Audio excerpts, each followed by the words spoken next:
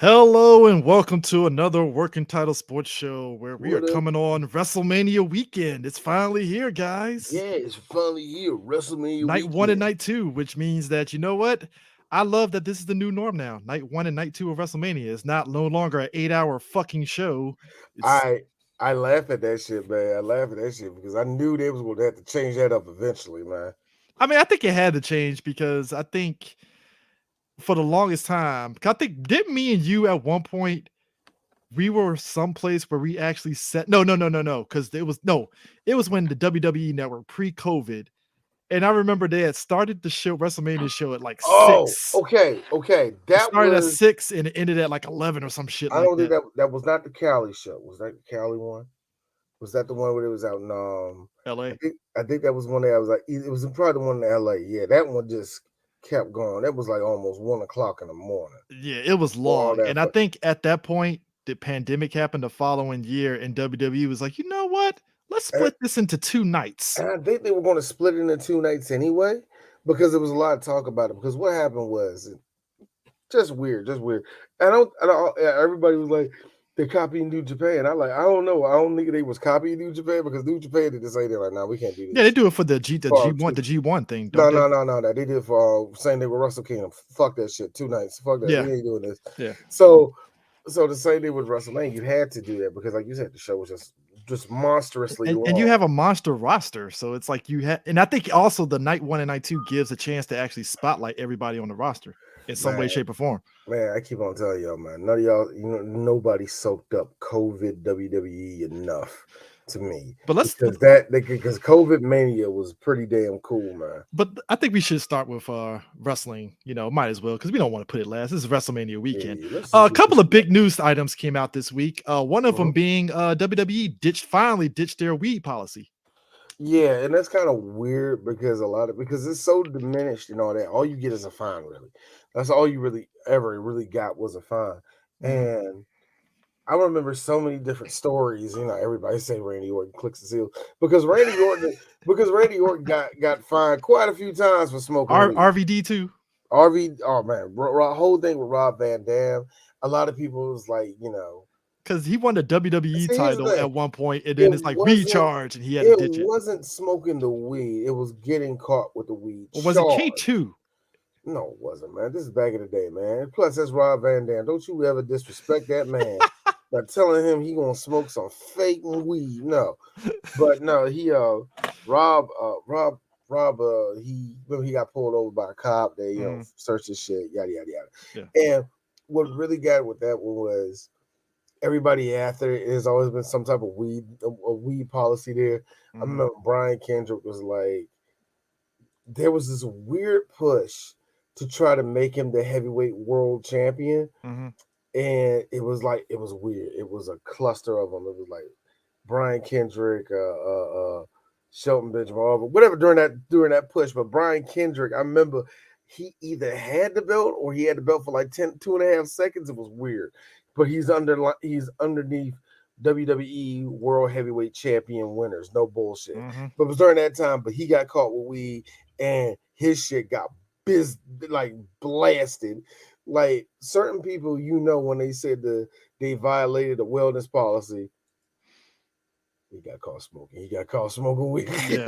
Um. So this is something they had to eliminate a long time for a minute. They had to, especially with marijuana never being a bad guy in WWE, but it hurt people. You know what I mean? Yeah. So yeah, The they're finally glad they got it over with.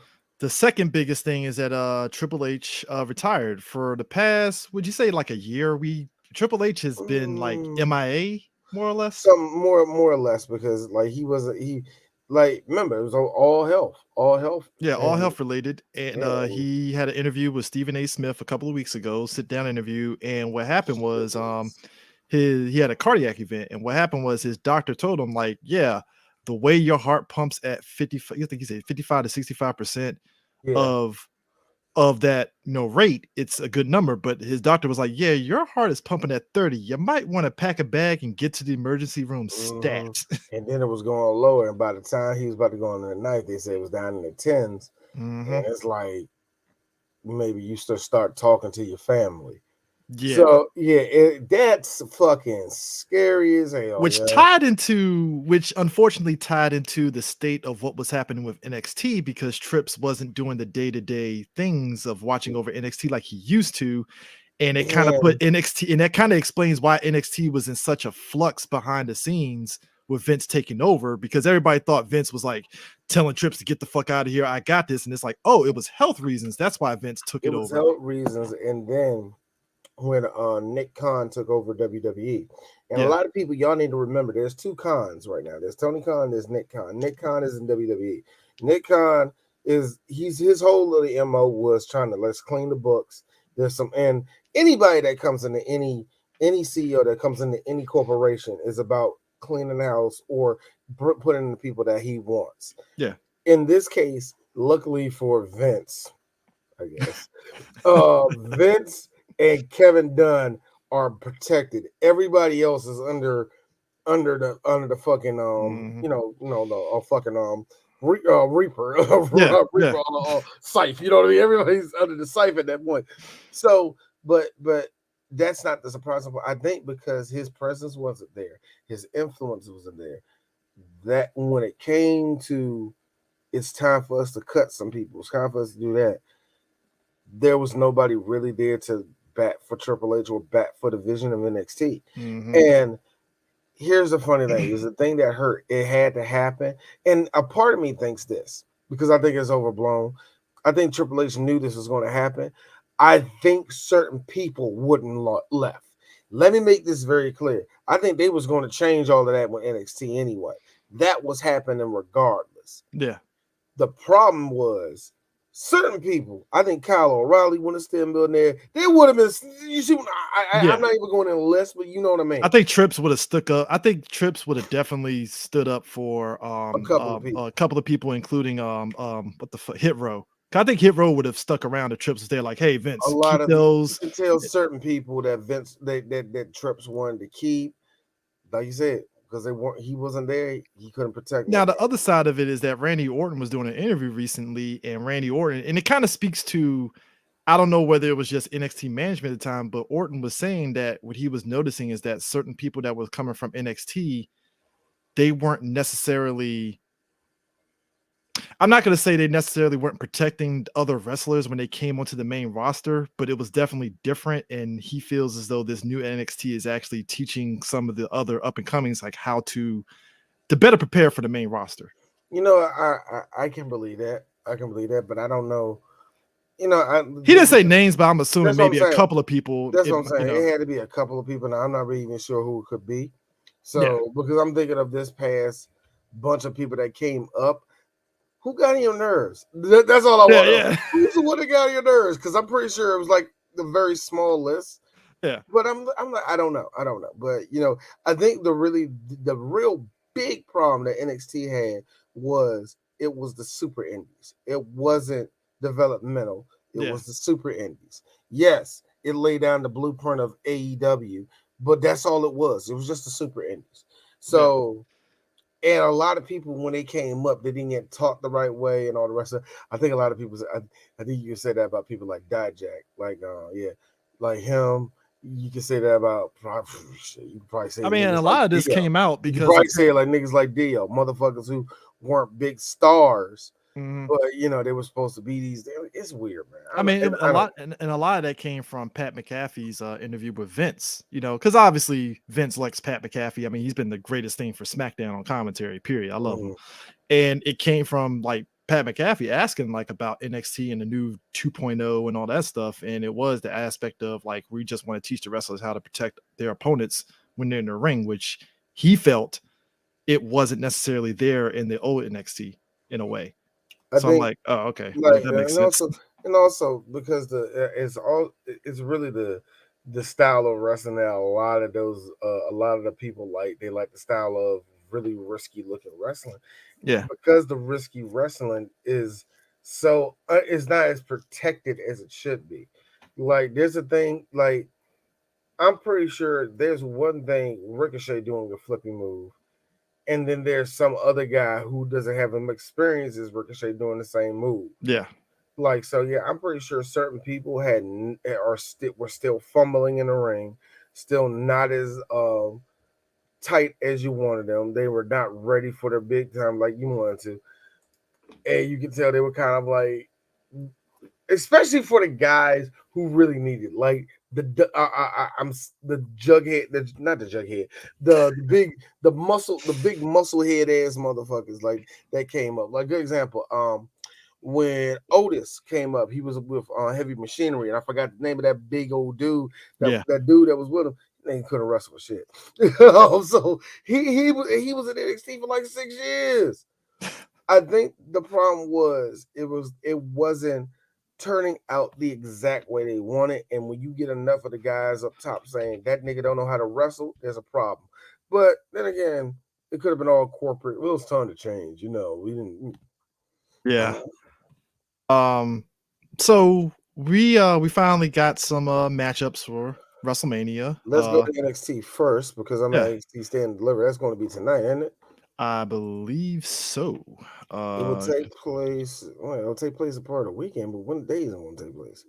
It says on the April second. 2nd. So Oh, that's Saturday. Probably Saturday wow, Saturday. before. Actually, yeah, it's supposed to be 1 p.m. on Saturday. Oh, during the daytime. Uh-huh. That's different. See, here's the one thing. The one thing I will say this: COVID needed to happen for wrestling, and the fact of how to set it up differently. The thing about wrestling to me was it was so rigid, and it was so hard for people to view this shit.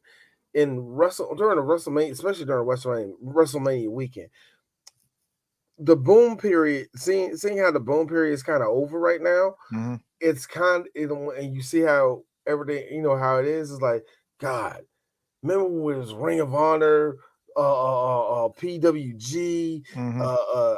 CZW, everybody would come to town, and people Mm-hmm. especially Wrestle Circus, Wrestle Circus be down there, Yep. and I remember Jose was like, yeah, man, dog, the show's gonna be live, like motherfuckers was like ready for this shit, but it's a lot to do in a weekend because of COVID that slowed everything down. Everybody was like, we got to book a little bit differently, and I think that you just got to book a little bit differently, and know the rest.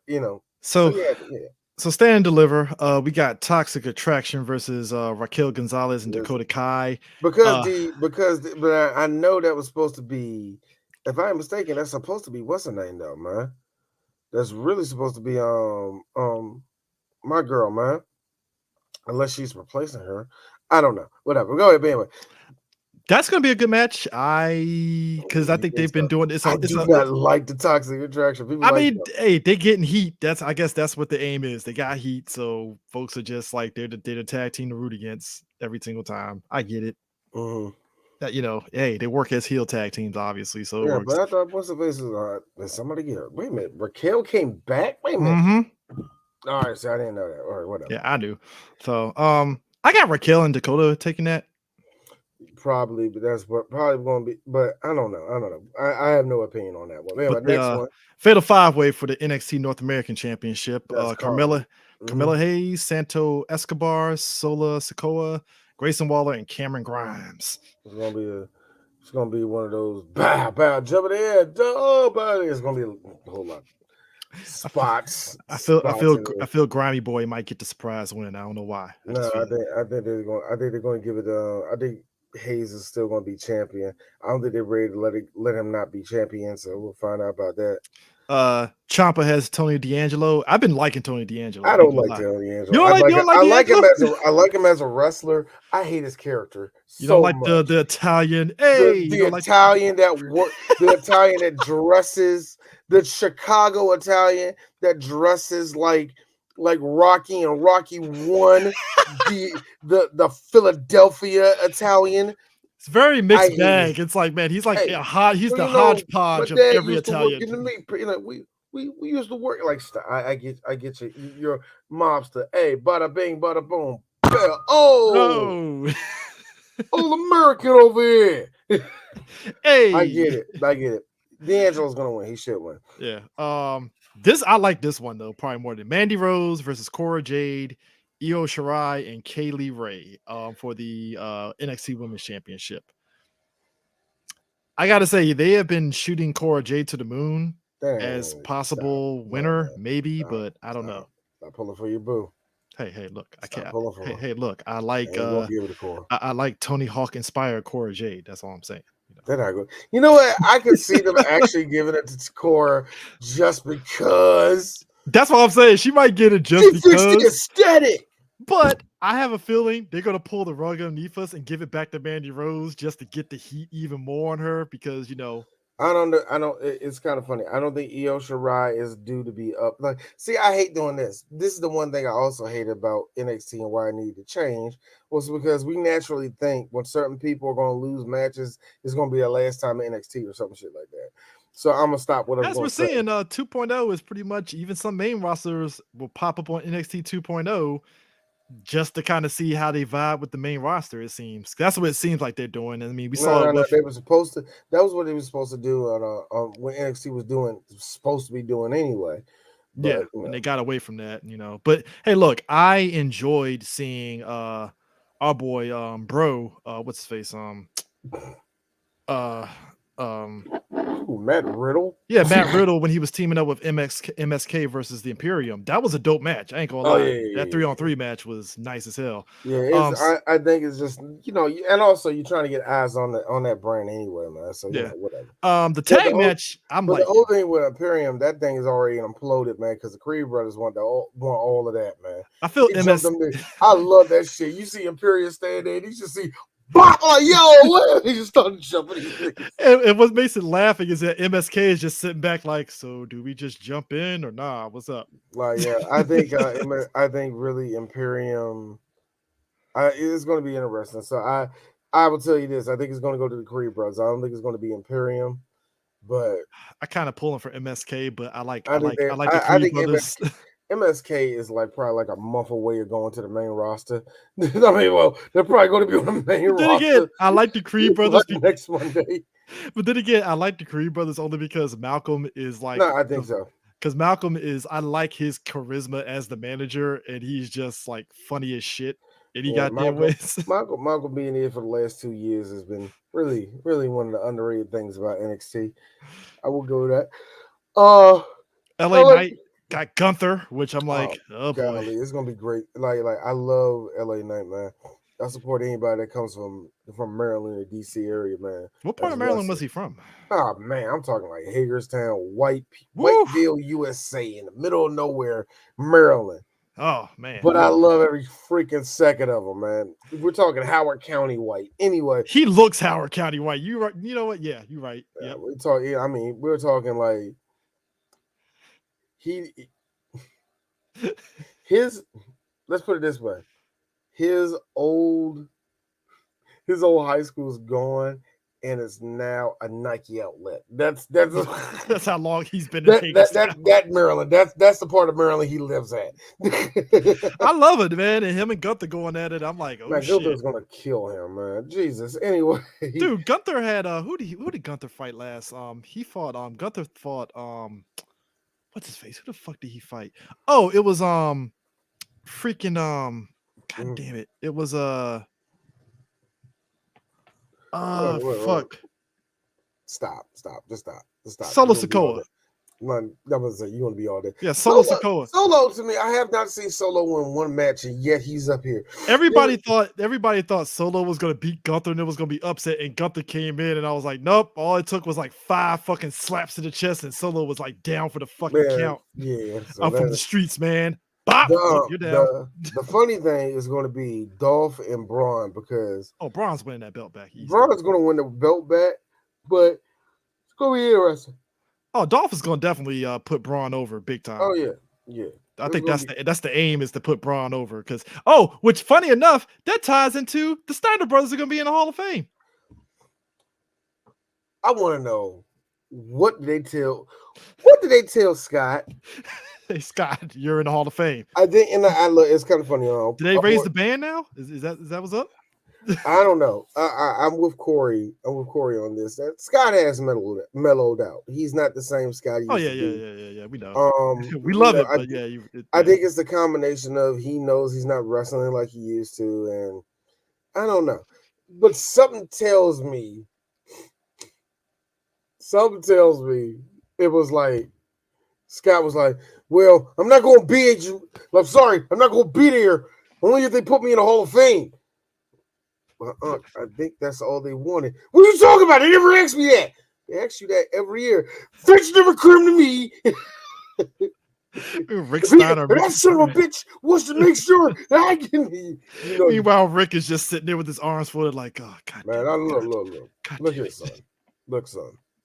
You're making the Steiner name proud. Hey, look, I love when Braun and Scott and Rick actually hugged it out and stuff, father and son. It was like, oh, that was nice. I love that. I didn't see that. I didn't get to see that. Oh, it was dope. It was a dope moment, man. Everybody was just like, yes. But if Scott Steiner pops up there, man. Boy. Woo. Toby, man, I would lose my shit. I would. I gotta see. I didn't expect us to be up here. You're like, oh God, Scott. All right, let him go. I remember the last time I was here, I was wrestling that son of a bitch Triple H, and he was using steroids. And come on, you all know he was using it. It's like, oh God. Dude, I just need Scott Steiner to do a variation of Scott Steiner math on the show. No, you're not. I need it. But we're saying all this really mean stuff. Let me make this very clear. When they approached, who was it? When they approached Jim Cornette about going into the Hall of Fame, Jim said what everybody said. I'm sorry, what? Because all of us that heard that he was in the Hall of Fame, I was like, oh shit. It went from like, these motherfuckers want me in this fake ass Hall of Fame. And that's what he kept calling. You know what? Let me see what they said. And he came back for that. I never forget he came back. He said he loved it because he's like I loved it. He's like, because he said the one thing that everybody, like, y'all know what type of person I am. I'm like, I did it because it was an honor, and I did it because Triple H sold me. like yes, I want to do it. And everything was like, he thought it was fine. He had to do anything that he didn't want to do, which he really didn't want to do all the shit. But the shit he did agree to, I'm glad he did. Like, he stayed and did the photos. He stayed and did like 3 or 4 stories. So it's like, good. And the one thing that got me was when he met up with Vince. He finally got to talk to Vince, right? And Vince said, Jim, how you doing? He's like, yeah. You're like, and they said 2 words to each other. He said they laughed. And he said, he's like, the one thing I can tell all you that I told him was like, this is just the truth. Vince, you're like, it's between me and you. It was never me and you. It was the dumbasses that work for you that I can't fucking stand. And Vince is like, I'm pretty sure about that, Jim. I know. I hired those dumbasses. So I can see people's heart melting when they see that they're going to be a part of the Hall of Fame, because as much as, and I hate it when fans do this, as much as we like to say, oh, that's not real and all that, the fans want you in there. Yeah. Fuck what Vince wants is what the fans want. Yeah, here's what Vince. Yeah. Nobody goes in unless Vince says you in. Yeah, that's the truth. But if the fans want you in and you're going to say yes, walk on in. I ain't got to talk to you. I think that's how Vince sees it. I ain't got to talk to you. Boy, to be a fly on the wall. So Booker T's wife, I know Scott is talking to Vince right now. All right, Vince, I'm going to get on there and I'm going to do. It's like, all right, Scott, fine. Yeah, we're not doing this. You're just gonna wave it and you can sit down. You don't have to do anything. Oh, I'm going to talk.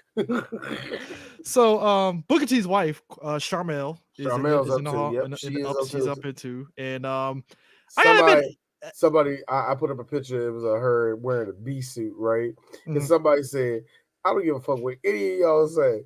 She needs to go to the Hall of Fame because she's wearing a beekeeper suit and she kept the crown on top of the head of the beekeeper suit." I'm like, yeah. I say this wholeheartedly. Yeah, that matters to wrestling fans like us. Shit like that, yes. I mean, for me, I'm happy because I say this as somebody that watched WCW and stuff, to see a lot of those people, whether it was Stacy Keibler or even Sharmell, be like the valet / the Nitro Girls, and they moved into that position of playing major roles with some of the wrestlers they valet for or they were in ring. It was nice to see that. Like you, a lot of the girls did. Like, she was the only Nitro girl to really make it outside of Stacy, right? Yeah. So Hard to I do. mean, she managed to live through the Vince Russo era before WCW shut down. Shit, she went through the Vince Russo era when she went to TNA with Booker later on. Mm-hmm. So I would say that Charmel going in, yeah, you can say that's like we're just putting somebody in. You can say that true, but you picked the right person to put in. Yes. You actually picked a good person to put in. If it is a throwaway one, sure, you picked a good one. So that's all I can say about that. Vader I don't have a is bad in. thing to say. Yeah. Vader should have been in, but I don't know because it clearly had to come from his family because the killer came from his family. Yeah. I don't know what the relationship was with WWE and Vader at the time, but yeah, all to his dying day, it wasn't much that WWE did. So it was weird, man. It was weird. So I never knocked WWE for that. He was just getting old. He was in bad health, man. You know what I mean? Undertaker is the big one that's going to be inducted to the Hall of Fame. One. And I do expect Vince to be up there. And I do expect Vince to cry. I'm not even joking about that. I fully expect it. That's his boy. Cry. That's his boy. That's his ace, man. Like it's no way getting around that. I think both. That's WWE history. That's his boy. You know what I mean? That's a guy that for people our age that we've seen the beginnings of the Undertaker. Mm-hmm. All the way to now. And I think the one thing is that it was a dumb gimmick that Vince thought probably wasn't going to work like that. It worked. And what you end up finding out was that Mark ended up being probably one of his most loyal people. You know what I mean? So yeah, you can't get around that shit, man. So I definitely understand why Undertaker is going to be a big one.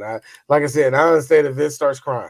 I do. Yeah. I truly do because that's your ace. That's your ace bone, man. So I can't get mad at that. Let me ask you something, because I'm a fan of the gimmick. I don't think I've ever asked you this. What was your opinion when Undertaker got repackaged into like the renegade, biker Undertaker during Ruthless Aggression? There is a reckoning with I'm not even bullshit. There's a reckoning with how I felt about my true feelings about the Attitude Era and versus what I was actually doing at the time. Because as much as I did enjoy a lot of the Attitude Era, I really truly didn't like a lot of it. And Ruthless Aggression, as much as I liked it, there's a bunch of it I really didn't like. A lot of the white boy shit, like grabbing boobs, drinking beer. Yeah. Really, I really didn't get into it. And I hate to be that person. Anytime I saw a white guy who was never really a motorcycle guy become a motorcycle guy, I instantly think you're getting old, aren't you? That's not my fault. Black guys doing that, it's like, hey, hey, I see you got the new, yeah, man. I got a cruise, bro. Got a Harley Davidson, baby. I remember I was telling you about it. Yeah, I did the classes and everything, bro. I told you I was about to ride this shit. Now, when old white guys do it, it's like, Dale, what you got? Yeah, I got a new Harley. Yeah, we'll take it for a spin. Dale, when the last time you had sex with your wife? like that's what it feels like to me. But that's besides the point. I actually kind of did. Okay. I like that they dropped the dumb dead man gimmick. And I say dumb because this comes from somebody that loves the Undertaker. I'm glad they dropped Ministry of Darkness, and it was kind of disbanded at that point. I know, right? And speaking of which, I was not a fan of Ministry Undertaker. That might be actually. Hold on, shut up. That might be the most powerful Undertaker there is, though. Ministry Undertaker is so broken. He is so This broken. nigga had the Brood, the Acolytes, and Midian and Viscera under him. That's like a fucking stable that's just ridiculous. Oh, let me tell you what Bray Wyatt did. He didn't win a belt during that time either. So, like I said, Undertaker, I will say this, it's kind of funny. As much as I wasn't a fan of American Badass, I won't fake when he won the belt as American Badass. That meant that, like, all right, there you go. Like that. The fight he had with he had some really, he kind of expanded himself as a wrestler a little bit. So it was meh to me. Even though he tried to change it up and do Big Evil, and I'm like, it's still the American Badass. That's all this really is, right? Dead man Walk in, keep rolling. I'm like, all right. I mean, and then when he went back to the I will say, actually, I think when he came back as the Phenom, Yeah, because it's like you 05 know, that 05 when he went back. yeah, when he went back, I think that stretched until about his last match with Shawn. Mhm. Shawn's last match. I think that right there, Undertaker may be the best Undertaker. That Yeah. may be the best of the Undertaker. You're not going to get his fights with Batista, his fights with Triple H, him and Mark Henry. Him and Mark Henry is underrated. So him and Big Show is so boring. Him and Yeah. Rey Mysterio is so unfair to Rey.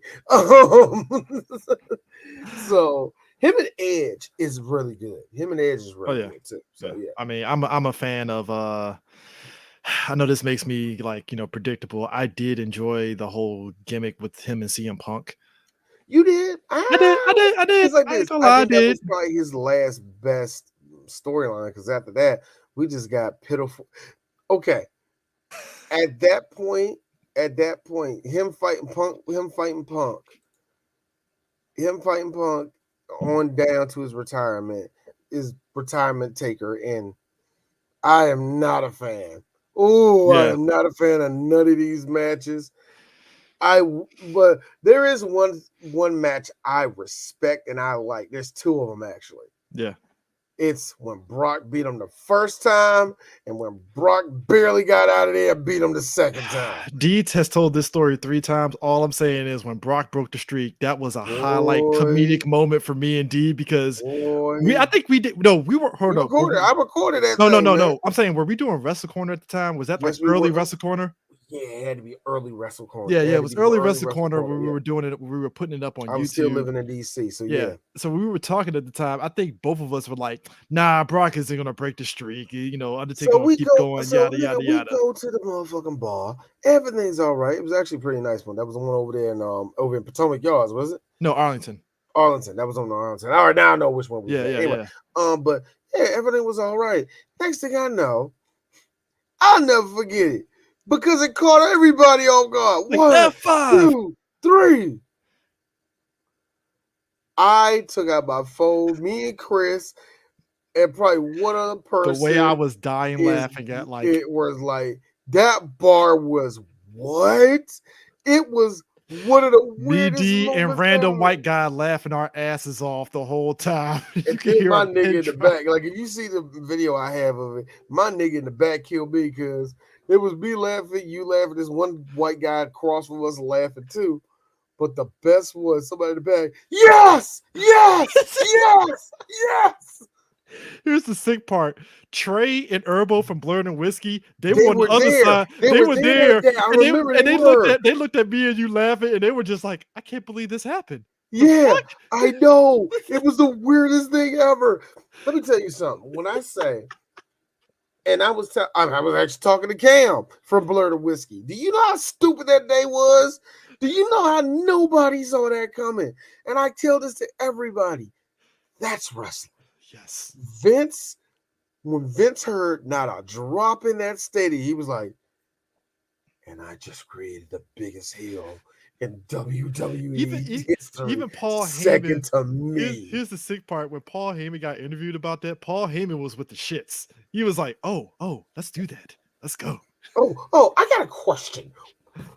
What makes you think that Brock Lesnar would not? I'm like, he's with the when I say with this shit, oh come on, look, yes, they pre-planned it. Come on, it's wrestling. You know Paul Heyman was doing the pre-planned Birdman hand rub, like, oh, word, Vince, we doing this? All right. You know that's what they did. And you know, it's like, so how do we sell this? Sell it. Brock beat him. How do we sell? Brock beat him. Because when you see Paul Heyman like, oh my God, I'm like, good. Paul, when it happened, Paul's reaction was so fucking genuine. Yes, the black guy in the stadium. Of course, that black dude was from DC. You know what? I love how natural and genuine it was because he was just in a state of shock, like, are you fucking kidding me? Like, yo, are you serious? It shocked everybody. That's So just I'm as like, that's yeah, just as funny as the Miz girl being I pissed think, off that the Miz but won. yeah, it was that one. It was the second one that him and Brock had, where Brock got out, I was like, Undertaker, ha, that was hilarious. Nah, man, that was when I said this. All right, yo, Mark, stop wrestling. This is it. This is done. But nah, he had to get one more with Roman Reigns retiring him. So And that was a good match. And then he did 2 more matches after that. That was pathetic. I don't count Crown Jewel. That's a Elseworlds wrestling event. The old men Do fighting the you old men know how wrestling. much I don't count some of the Saudi stuff they do? Let me tell you something, everybody. This is actually real quick. We're still staying with this, but it also has to do with F1 over this past weekend. Do you know that Yemen and Saudi Arabia are still fighting? You know that, Chris. Mm-hmm. Yeah. It was a missile attack Oh yeah, definitely. during the same weekend as the Saudi Arabian Grand Prix. Mm-hmm. That went on. That went on. It happened. It went on to happen. A missile attack happened, but it was like, nah, chill. It ain't going. They ain't doing nothing. It's not directing at F1 or nothing like that. Y'all protected. So what did they blow up? They blew up something. What did they blow up? Oh, there's a rank. What did they blow up? They blew up an Aramco facility. Nothing that big. Now you're probably saying, who's Aramco? And some of y'all saying, wait a minute, Aramco? Yes, D didn't know this either. But Aramco is the oil provider for F1. Mm-hmm. And they pump a whole lot of money into F1. You fucking right, there was a race. Yep. This is what I'm telling people, and I understand it. There's a lot of evil and there's a lot of fucked up things like that. The evil you saw is the same evil that America does. Money gets them moving. Now, yeah, the reporter getting killed, that's effed up. Very effed up. Not money. That ain't money. That's how we rock in Jeddah. God, that's terrible. You see what I'm saying? You see what I'm trying to say? Like, yes, it's fucked up, but money rules everything. Of course, we're going to have a WrestleMania style show, and this is a mid-level pay-per-view. You damn right we're going to do that. It's sad. I get it. I totally get it. So I had to let you know that because, whatever. Anyway. But WrestleMania. So WrestleMania weekend, we finally got a list of matches. So I'm jumping the gun on this one. It looks like the Brock versus Roman is winner takes all. I kind of expected that. Here's the thing about that. I understand how everybody feels a unification of the, but I don't think it's going to be a unification. Oh, it's winner takes all, basically, where it's like they're going to hold both belts. He's going to hold both belts. And let me tell you something. As a person that loves wrestling, you know what's the greatest thing in the world? To see a wrestler with 2 belts and they're the top belts. Mm-hmm. I know a lot of people didn't like that version of Randy, but it was one of the versions of Randy I like. When Randy won those 2 belts and he was just walking around, like, to me, it's like, that's powerful. That was a powerful version of Randy. Mm-hmm. That was Randy at a 96. So this QAnon liking motherfucker Jericho. Even with him, you know what he keeps on saying? I was the first undisputed. Yeah, mm-hmm. You can carry that. It holds power. So I'm fine with that. I'm fine with it. I'm all with the game. Because there's 2 ways. Not for. Let's make it clear, Chris, because you're like me. We're not for a brand split. That's what I'm not for.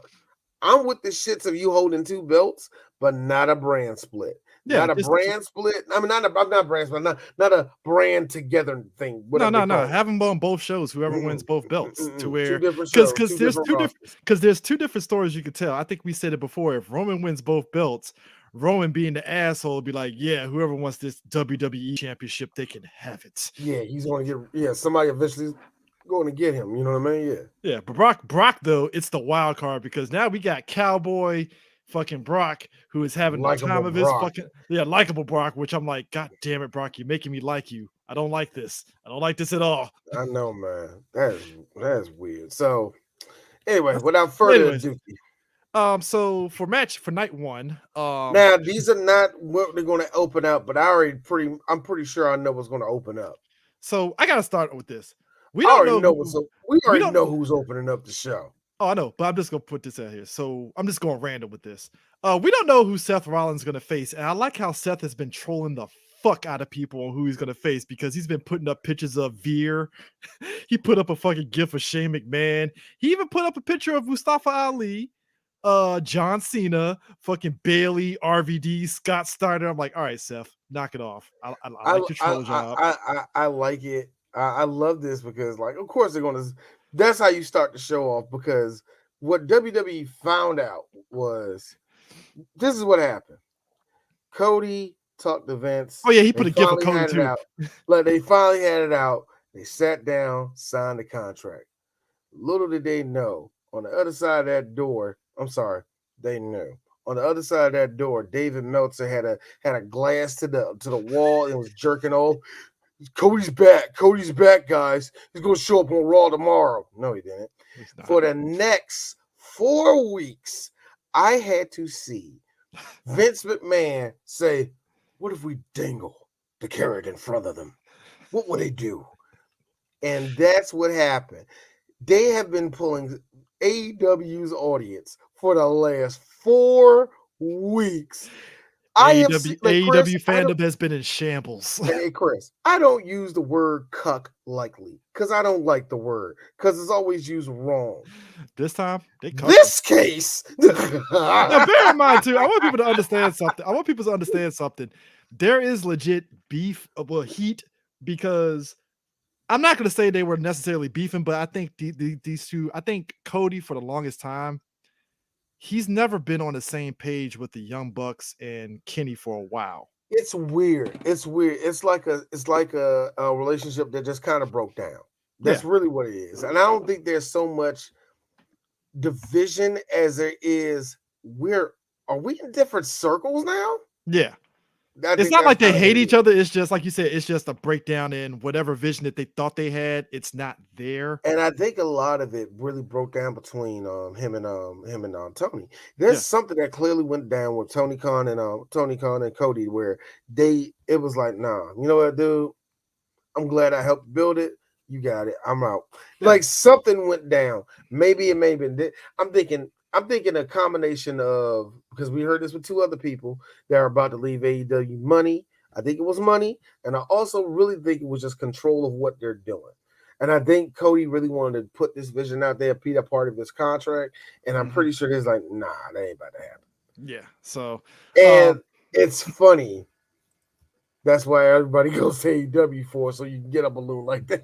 Which we'll get to them after this. But Xavier Woods is back. Yippee. So now we got New Day versus Sheamus and Ridge Holland now. Yeah. Which I'm like, all right, hey. Yeah, hey, salvage what you can. Yeah, that's all I can say. Salvage what you can, man. We're officially getting. That being said, oh, you damn right, it's Cody. But you know what? I'm also look. I am not. I'm gonna be so mad because that would mean I went with the okie doke, but I'd be happy because that meant more people went with the okie doke. If here's your person, here comes the money. I'm like, here it comes. Hey, you know what? I hope it's fuck you, because it sounded just like that. Be real. Here comes the money. But I'm gonna be so mad. To be real, I'm like, yes. I want to be real. I hope it's a wild card and it's Mustafa. They finally found something to do. Boy, if it's Mustafa. Bear in mind too, because Mustafa's been very. That is a woo. Because Mustafa has been very like talking on Twitter, like, "Hey, free me, WWE," and I'm like, but he's been quiet lately. Yeah, I didn't think about that. I just thought his contract is about to be up soon, so he's like, "Yo, he's been very quiet," shit. And I'm like, "Don't do that. That ain't funny. That ain't funny." Because I didn't even think about that. Yeah. I ain't think about that. It'd be Mustafa, like Mustafa Ali. Now I'll say this. Boy, you know what it is? Here's it. Hey, Mustafa. That was part of the contract, wasn't it? I ain't saying nothing. It was like this. Like, Vince, I want out my contract. What if I gave you a match on WrestleMania? Well, I don't want that with Seth Rollins. What? Okay, then. Just shut the fuck up for the next 3 months. Do you know? Here's the sad part. I don't believe that happened, but you know Vince has done that with people. All you gotta do is just shut the fuck up. Let Meltzer and them speculate all they want to. Let them spin. And then when you go out there, you get paid. Get the fuck out of my office. Hold on. Rub the dinosaur head that's in my office. You know I always trip. There's a dinosaur. No. And I need people to understand. You know why Vince has a dinosaur skull on his in his office? Mm-hmm. Do you know how much dinosaur skulls cost? That is one of the most ballerific. I'm talking $500,000 for those things. Yeah. That is a balling ass thing. That's a power move right there. Yeah. There was something in the dirt. That's millions years old. It's on my wall. I hate it. Like I conquered it. Now, this is my hope for this next match. I'm hoping we get sad Corbin because it's Drew McIntyre versus Happy Corbin. I'm hoping this is the return. No. It will be because I want down bad Corbin again. Because the storyline is this, and I didn't hear this until I was watching Raw. Apparently, Happy Corbin has not lost a match since being Happy Corbin. So it's time to lose. I don't think he's gonna be sad. I don't think he's gonna be sad Corbin. Because that has to happen over weeks. Yeah. You just don't lose everything in one day. Come on, man. No, it has to be like gambling where you slowly lose your money, slowly but surely. And you're like, it has to be like that. Yeah. So he's going to lose that match. I think Corbin is built to lose that match. People are good and well sick of him and Madcap Moss. And I love that Moss is such a terrible character that it works. I don't know. I know everybody hates him. I love him. I don't care. I love him. It worked. And you know what? I think people are really, as much as you know how the IWC is, they're misusing Corbin. I'm like, guys, are you not understanding that Corbin has been doing good with everything WWE throws in front of him, and it works. He's been very solid with it. Now, the one thing I can give him that's the one thing I can give him, man. I will admit, you get good moves out of them. You won't get great matches. Like, you'll get good matches. You won't get like, 1, 2, 3. Oh man, he was born in a 5-star match. I don't think that's ever going to happen with Baron Corbin. But you do get somebody that can work a match that knows how to play the crowd, all the rest of that shit. So. Yeah. We're getting Rey Mysterio and Dominic versus Miz and Logan Paul. Celebrity match. What do you want? Yeah. I love how every year we bitch. We do a celebrity match every fucking year. Yeah. Shut up. But these last two, I don't know whether these are going to be which one is going to be the final match of night one. Oh, I already know what's going to be the final match, and you know what it's going to be. Do you think they're going to put Becky and Bianca as final match, or Charlotte and Ronda as the final match? I'm actually more shocked at the fucked up reality of that the women got to go night one and not one of them night two. Yeah, that's the weird part. It's very strange because we got Becky. Yeah, so we got. Now here's the thing: Becky and Bianca is going to be dope to me because that's the way stronger story. Bianca just cut Becky's hair, and somehow Becky came out hotter for it, look wise. Somehow, I didn't see her how she looked at. Oh, it was funny as shit. I know she called her a bitch and walked off. I ain't seen nothing else. Oh yeah. Bianca cut her hair and shit. And everybody was like, how did Becky become hotter with the cut hair now? This is wild. These are women saying this is shit. It ain't guys saying this shit. This is women saying this I think they just thought it was hot that Bianca this is where handsome women come in handy for D. See, when y'all thinking the same thing I went when she wrapped her legs around Becky. Oh damn. And you see that big ass, strong African American arm just wrap around like, whoa, damn, Bianca. That was hot. I ain't gonna all I'm saying is Montez Ford was like giddy as fuck when he saw that shit. I see the picture of Becky. Yeah, she does look hotter with her hair cut like that. But here's the downside because that's been their beef. Their beef this whole time is that you take this from me, bitch. I'm gonna use it against you. I'm gonna take this. I'm gonna use it against you.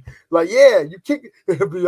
And Becky takes all her L's. Like, yeah. So what?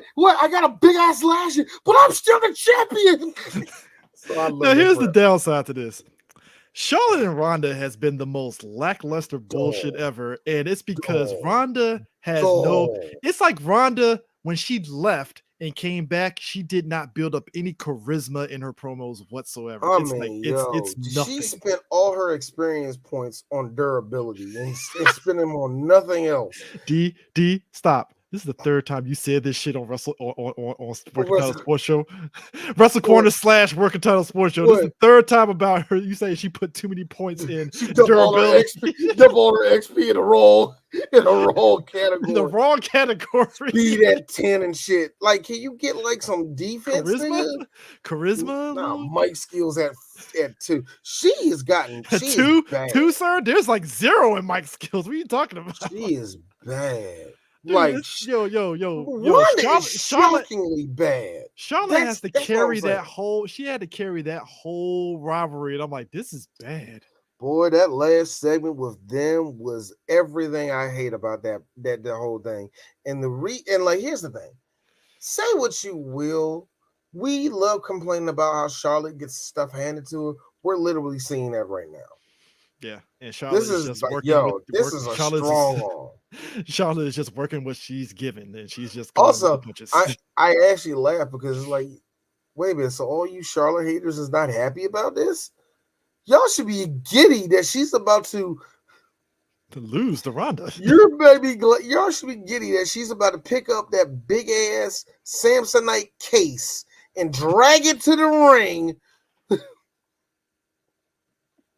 Charlotte, look, she's gonna carry the shit out of that match. I hope. Look, Miss Flair, Miss Ashley. I don't know her real last name.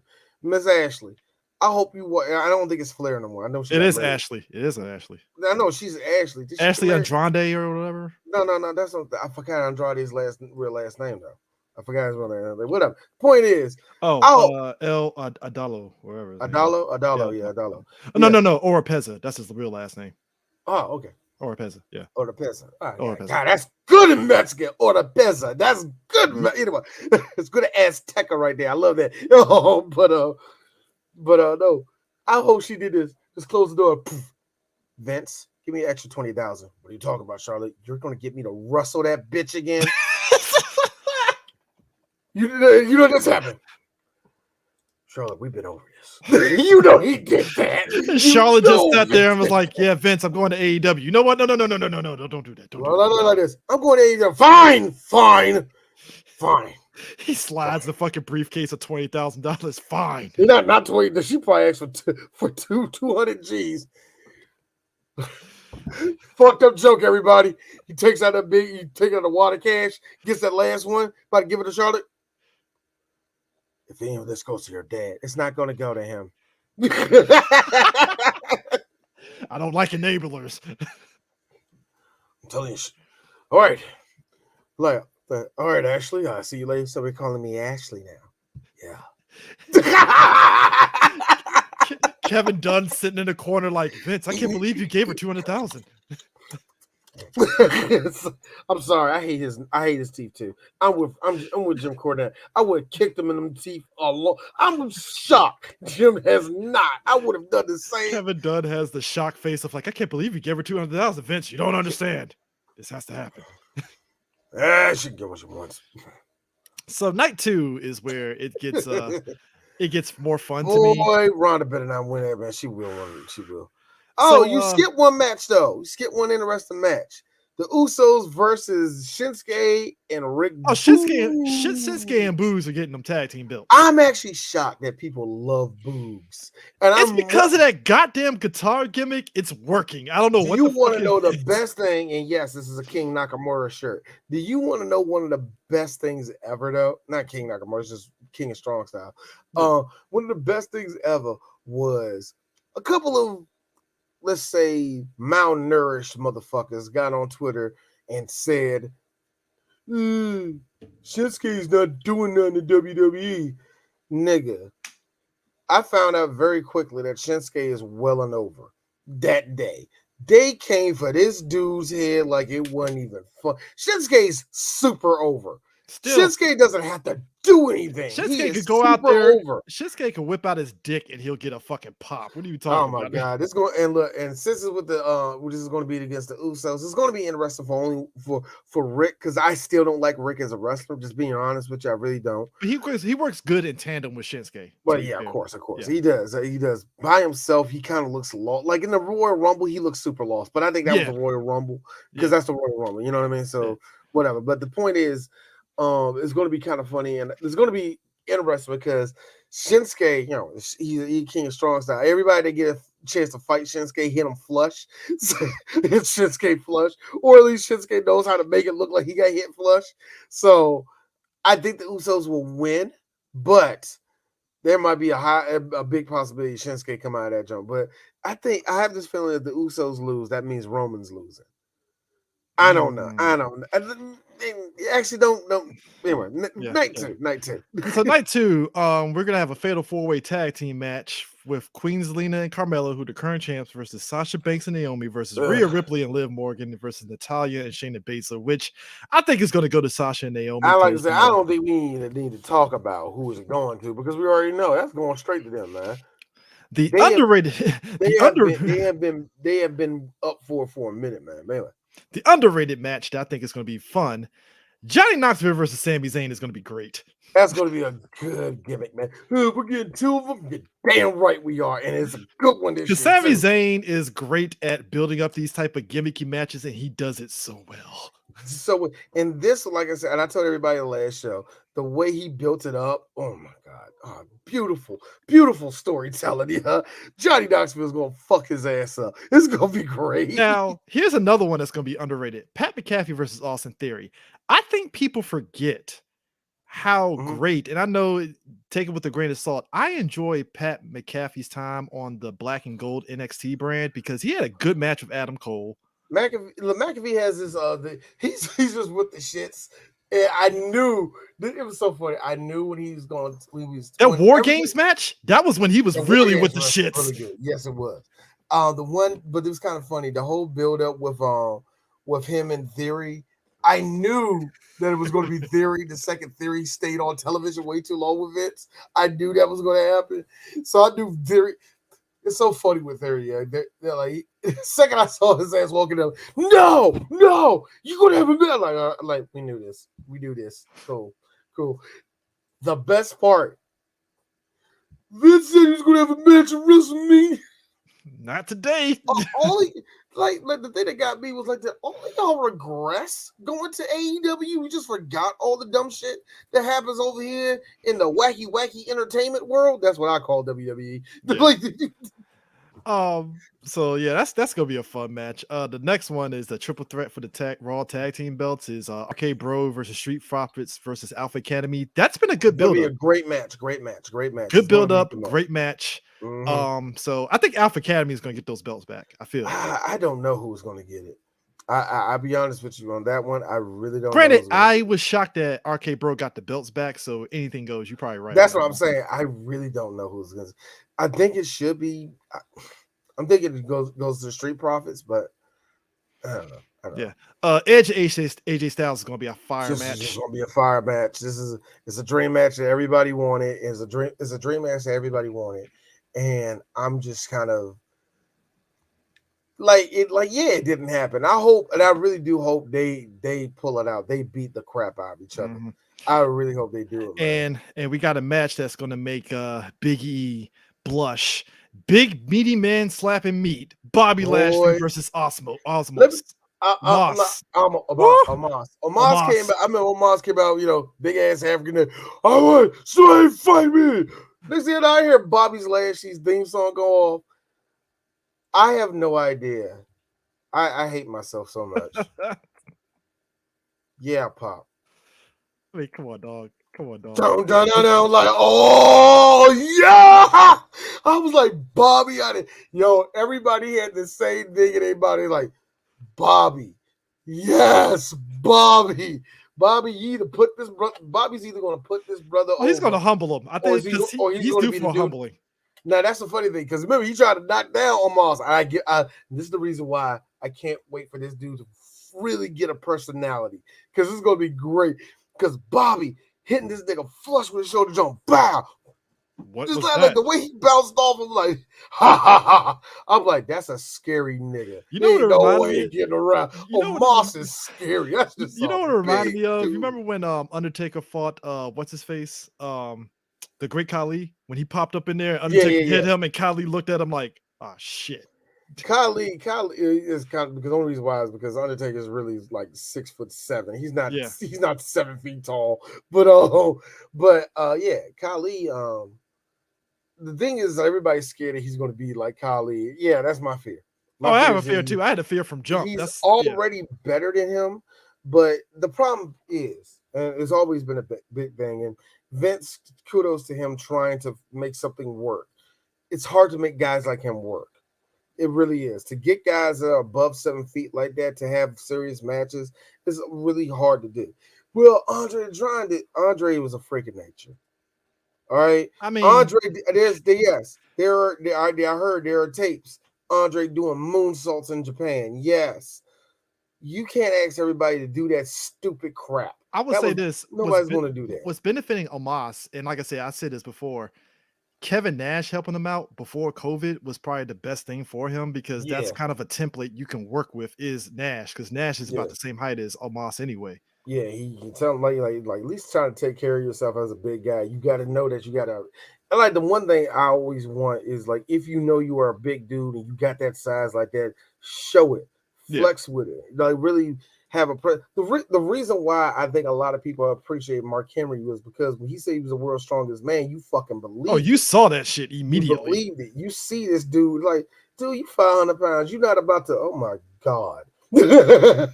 Because I'm like, Mark Henry, you ain't gonna do that. What you gonna do? Running? Why this nigga still chasing me? Oh my god! No. Let me tell you something. Ain't nothing scarier than Mark Henry coming at you with speed. That's scary.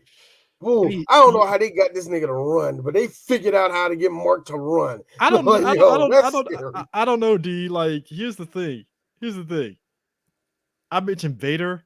I seen some old Vader matches. That big dude can fucking go. Vader in Japan was insane.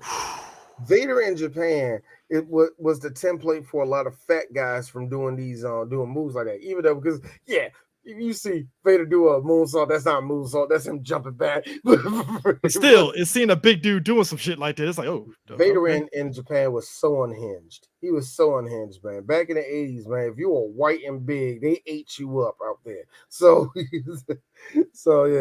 man. Yeah. So we already talked about Brock and Roman, so that's whatever. I gotta be real with you. Like we said, I don't know who's gonna win that match. So moving on to AEW, supposedly there's been a lot of contracts not getting extended at AEW, and apparently talent relations basically said budget cuts and large roster is the reason why. Which, I mean, anybody worth a damn could tell you that was going to happen at some point. Like, come definitely, on.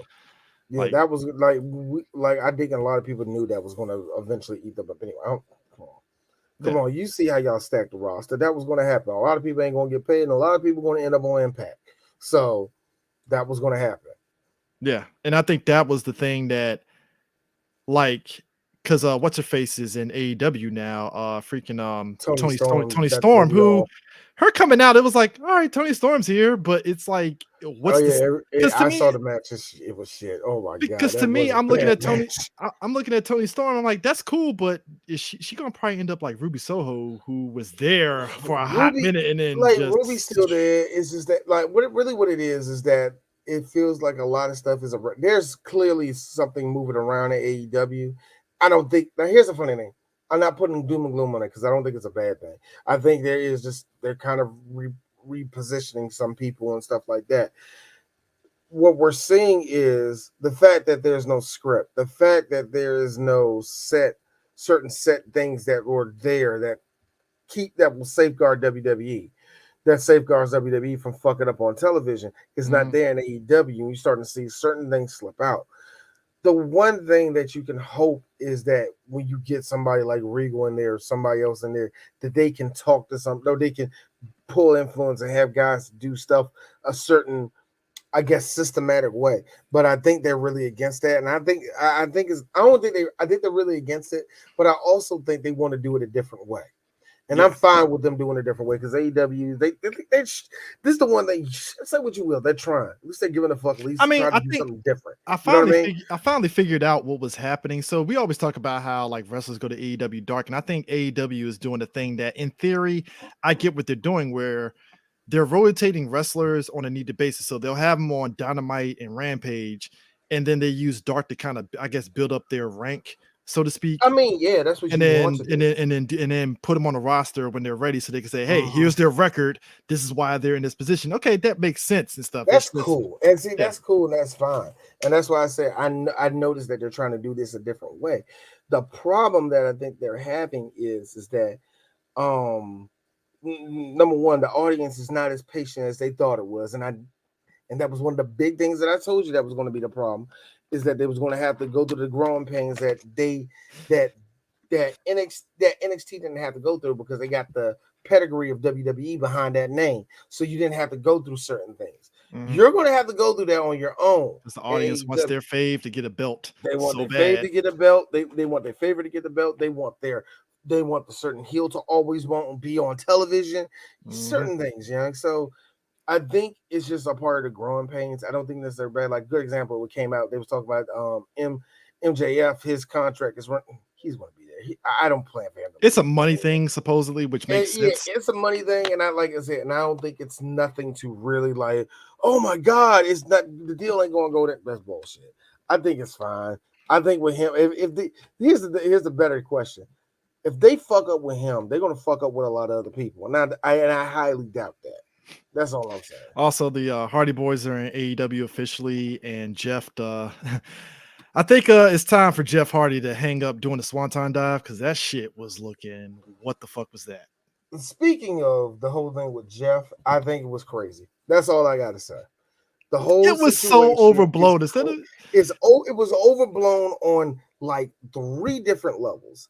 Yeah, Jeff, I don't think you should have walked out that way, Jeff. Yeah, I should.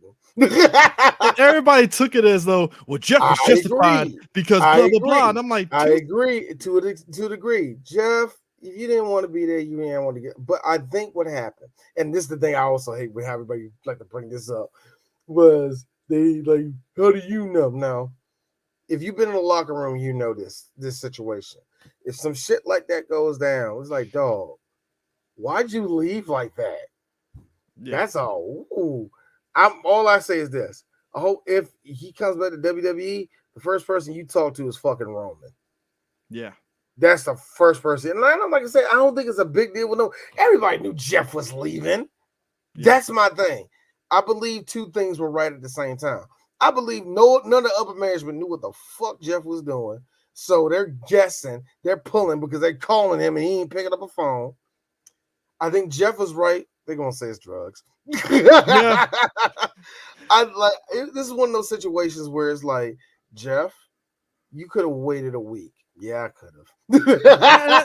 My logic was always no harm, no foul to me. That's how I feel. It was just one of those situations where it's like, well, both sides are at fault. Let's just call it even and keep it moving, folks. That's the way I see it. Offsetting penalties is what all it was. It was offsetting penalties, but you saw people that had, they're legit people WWE emotions, trying to use it as a way to, try to find a way to like dig at WWE for it. I'm like, I hate to be that person. Yeah. But if the nigga leaves looking like he was in a drunken stupor, what do you think that happened? And he got a history of that? Thank you. I knew people that died of no one say natural causes, but they died of whatever cause. And the first thing everybody thought, oh my God, he killed himself. Why would you think that? He has a history of suicidal tendencies. So the first thing that goes in your mind, somebody that's bipolar or whatever, you think, I hope you didn't do what I think you did. Oh, thank God he didn't kill himself. That's how it was. It's like, Jeff, no, you didn't. You've been clean, nigga. No. And you're probably saying, why would that be the first thing to go to? Because it happened several times before. So I like Jeff. How you think I feel about all this, nigga? so 2 more things about AEW. One, Daniel Bryan has been the best thing for Yuta, easily. Yeah. Yes, he has been. Greatest thing ever.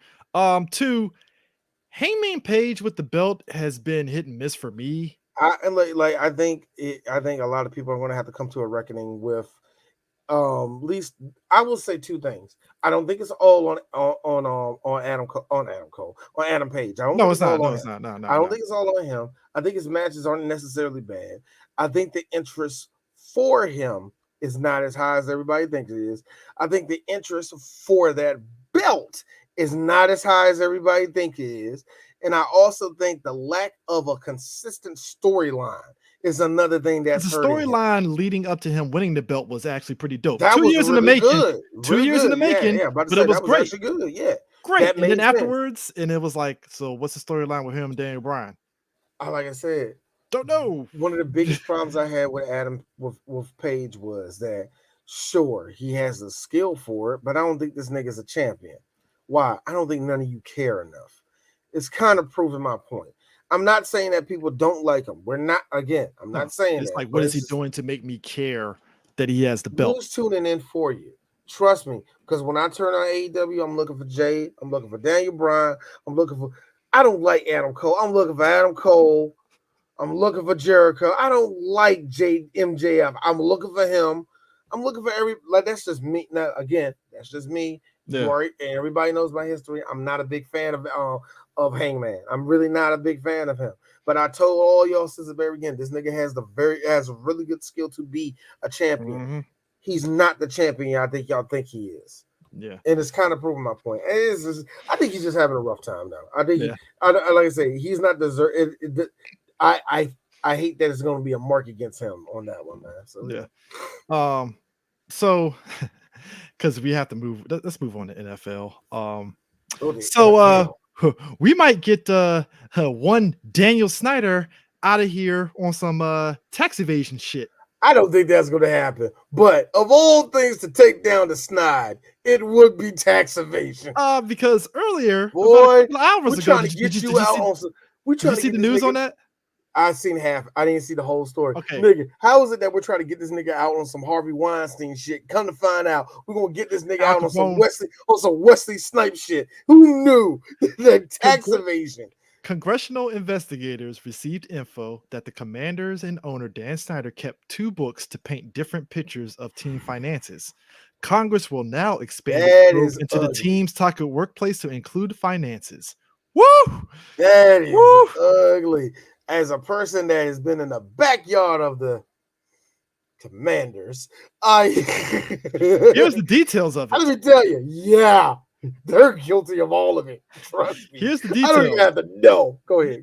The debt load Snyder has undertaken could be impacting the team's finances. Snyder received a debt waiver from the league's owners at the NFL's annual meeting a year ago in order to finance a large chunk of the nearly $1 billion used to purchase 40% of the franchise he didn't already own. The committee is seeking interviews and documents related to allegations that Commanders use deceptive accounting practices. Per the NFL's constitution and bylaws, clubs are required to submit a certified audit report annually. Investigators also receive allegations of pay disparity between male and female employees, including bonuses. That's what I heard. That was what came out of that report. I heard that last part. That was the big damning part, too, because it goes into the investigation they already have on these niggas. I knew opening up the books was going to do something to the Redskins. I didn't think it was going to. This is some casino shit where they told them to open up the books, and it's like, boy, let me tell you, like you know what, Chris? It never fails me the corruption that I see in Washington D.C. and it happens on so many different levels. Cause you would think living here in the nation's capital, we'll just see politicians. No, nigga, we seeing niggas that run Foot Lockers going through this crap here in D.C. So it's like not even that. D. You remember when we found out there was a drug lord at Upper Marlboro and shit? Nigga, what the fuck is going? This nigga was moving weight 3 years ago.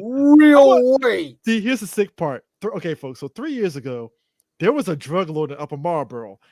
Dead serious. He lived, I think, 2 miles away from the courthouse in one of the developments. And I know the development where he lived at. And I was like, this nigga was right under our noses, just moving weight. This nigga was moving real bricks. I mean, heroin, weed, and coke. He was moving it. Yo, and the funny thing is, it made sense why it took them so long because he wasn't coming out of DC with the shit. He's in Upper Marlboro. Nobody figures somebody is dealing drugs in Upper Marlboro. It's so funny how it's like How far is that? That's about 14 miles out the city, for real. And nobody knew? Nope. Nope. Where did it happen? Blocks away from the Prince George's County. Let me tell you something. Everything in Upper Marlboro, Prince George's County is automatically like administrative shit anyway. So to do anything. And the thing of it is, like, if you've driven, and most people, when you hear Upper Marlboro, they think, the courthouse area, Showplace Arena. But the thing of it is, like, when you drive out towards, like, Marlton and Croom Road and those back roads and stuff, there's more housing developments back there. Deep. It's so deep. It's so deep. Yeah. That's why you got a guy that bought zebras and they were loose around Upper Marlboro. Because I'm like, if you've driven on the back roads Upper Marlboro.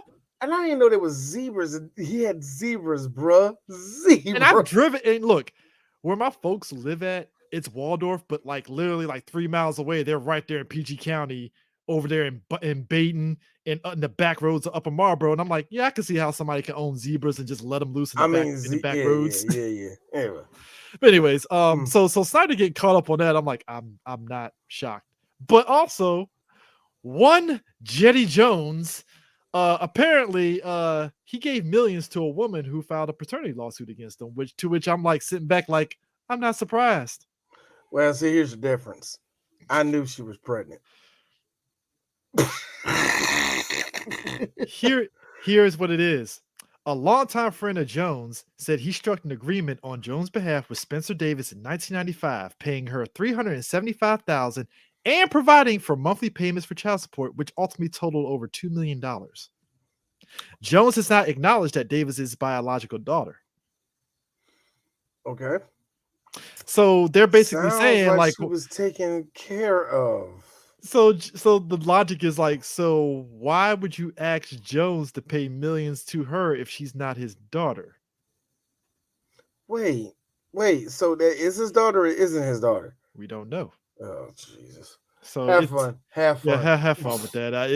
I really feel this is going to be a situation where Jerry Jones is just going to throw money at it and just it's going to die off by before the season starts. I hate how that's how it happens. Throw money at it. Hey, Jerry got the money to throw money at it. Fuck it. Right now, Dan ain't. Dan can't throw money at it because it's not happening. Oh man. Speaking of which, somebody don't like him. Jameis Winston is back with the Saints. That's right. Y'all ready to eat this dub? I got a feeling if Tom Brady didn't unretire, he was going to go back to Tampa. I don't think I did that. I have a sick feeling Tom Brady was like, no. But here's the funny thing. I think we're all waiting for Jameis Winston to have his good year. So I'm all for it. Yeah. It's time. He will truly have more touchdowns than interceptions. He's gonna go 500. So that's a real thing with him. Yes, I know. Anyway, he went 500 2 seasons ago. 2 seasons. Look again. 15 TDs. We want him to work. We want him to work. Anyway, look, D. We're rooting for everybody black. All right, that's just how it is. Standard with you coons. Standard with you Negroes. Malcolm Jenkins is retiring. Yep, I heard about that. 13 years. 13 years. That's crazy how long he's been in the NFL. Yeah, that seems about, but I feel like a lot of guys are either retiring early or they're going to be in for a minute. You know what I mean? He won 2 Super Bowls. I don't think nobody's going to be in the NFL just chilling. You know what I mean? I mean, look, he could have cruise control to 20 years and retired, but he's like, "Fuck it, I got 2 Super Bowls. I'm a Pro Bowler. I'm good." You still got function. You still have function in the eyes. So yeah, your brain cells are still intact. You're good. Yeah. You still remember your kids' faces. So I'm. Shit, man. I'm mad that the bar is like, well, as long as you're not like George Foreman and calling all your kids George, you're fine. Nah, as long as you're not motherfucking Junior Seau, man, calling niggas 2:00 in the morning and shit. Yeah, I think you're fine. I hate to bring. Yeah, he's my hero. That hurt me. Yeah, that hurt me. Yeah, I know. Hurt me too. That hurt me. No, for real. With Junior Seau, the signs were everywhere that he was soft. His brain was soft. You know what I mean? That's the best way I can say it. I couldn't think of the proper way of saying it. Cowboys added Brian Schottenheimer as a person that's going to help the Cowboys on both sides of the ball, which I'm like, all right, Marty's son is helping the Cowboys, so that's going to I be do not. No, interesting. he's Schottenheimer. Great. Hey, but D, Schottenheimer had that one good season with the Chargers. It was great. Schottenheimer that had one good season with the Chiefs, that one good season with the Chargers, the one good season with I hate look the Schottenheimer name is shit with D. So that's all You want to know why? Because I'm still a stan. I'm still a stan for him after the team formerly known as the Redskins did him dirty that one season. So I feel like I caught pleas for Schottenheimer you don't need to no more because obviously what we just talked about, Daniel Steiner is getting karma coming at him, so you don't need to do that no more. Yeah, I don't need to subject yourself. The Rams got Bobby Wagner back for a 5-year deal. Yeah, and I think Bobby's going to do at least 3 of that though. So yeah, we'll see how good that works actually works out for LA though. It adds a little bit, because you losing Von Miller and Von Miller getting a ridiculous ass fucking contract out in Buffalo. We already talked about that last time, but still, it's just dumb. it's man, I guess all those stories that we talked about of how Lamar might be leaving the Ravens. Lamar was like, "Nah, dog, I'm still with the Ravens. What are you talking about?" Like, I don't know who. I don't know who was dropping those rumors that he started that. I don't know whether it's just a person that hates Lamar Jackson that's a Ravens fans. I don't know who started that shit, but the fact Lamar had to come out and be like, "Nah, dog, I'm still a Ravens. I love this team." Like, I don't know who started that either, man. I really don't, man. Yeah, it's insane. It's weird too. I think we talked about it last week. There's still Cowboys fans that are feeling some way about the Cowboys free agency move, and Stephen Jones coming out saying that, hey, we're trying the less is more approach. And I'm like, you're not helping matters, Stephen. Don't say that. Look, I think, like I said, I think Stephen don't know what the fuck they're doing. Are they flying by the seat of their pants again, D? Kind of know. I think they're really trying to see how the draft works out for them. The problem is, I'm with everybody else. Why you want to wait that long? But they have a plan, so we can't talk about it. I mean, but people were pissed because the Cowboys could have got Bobby Wagner, and I'm like, but is he worth the amount of money? I think what we want the Cowboys to get somebody that's going to spark them. Yeah. We want there to be a spark somewhere. I don't think Bobby Wagner was the one you want with that, but still, I get where we're kind of like concerned, like, the fuck is you doing, Steve? Yeah, like on the free agency side since last week, nothing really changed much. Honestly, there hasn't been any big moves per se other than back. So it's been very lateral in the NFL so far in terms of just moves that's been happening. So nothing big or anything like that. So Jaguars trying to make moves and shit, and I'm like, all right, we'll see what happens, So. Mm-hmm. There's still never been any moves in regards to the what's his face being on the Browns. Who's Deshaun Watson? Yeah, because there's been more allegations coming out since he's been on the Browns, and it's like it's going to be interesting. It's going to be interesting. It's definitely going to be interesting, man. So, and the thing of it is, there's still some more lawsuits that need to be settled. So it might fuck him in terms of whether he can start this season too. Mm-hmm. Mm-hmm. So, this is it's bigger than what you think it is. Yeah. Because last week we were talking about it, it looked as though he's out scot-free. Yeah, and then all of a sudden, I thought it was too. And even the day he was signed, they were saying there was still people coming out. I was like, I think right after we had did that show, I think it was the following day in the afternoon. It was like, guys, don't celebrate just yet because he still hasn't been cleared of settling those suits, and it's like, fuck. Yeah, some of them said no, but not all of them. It was like, yo. So, I mean, that's why everybody's like, he came out like a thief in the night because he's still guaranteed that money. It's going to be an interesting year, Cleveland. Buckle up, Cleveland. I don't know. Buckle up. So D, I think I can finally just say Wizards are not making the NBA playoffs. My God, they're not. Let me show y'all. They don't have an E next to their name because somehow they got a shot, but fuck, it's. So let's look at it this way. Look, this is the top 10 right there, as you see there, Chris. Yeah. So we're out of it.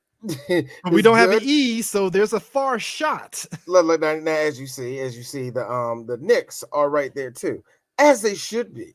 Well, But Knicks and Wizards are neck and neck of who's going to be in 11th place at this stage. Yeah, that's what I'm saying. So it doesn't matter. I think we'll say this. I will say this though.